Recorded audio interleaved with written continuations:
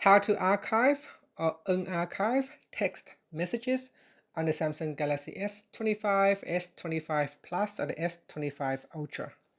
First, tap on the home button to return back to the home screen. And on the home screen, open up the text messages app. Next, open up the text conversation that you want to archive. Now at the top here, tap on the more button, then tap on archive, and that's it.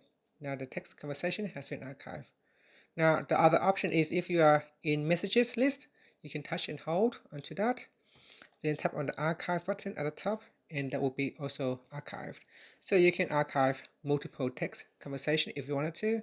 To unarchive your text messages, just open up the text messages app, then tap on the more button here, or the profile icon. Next, tap on archived. Then here, touch and hold on one of the text conversation. You can select one or multiple items, and then tap on this button here to unarchive. So here it says 2 conversations unarchived.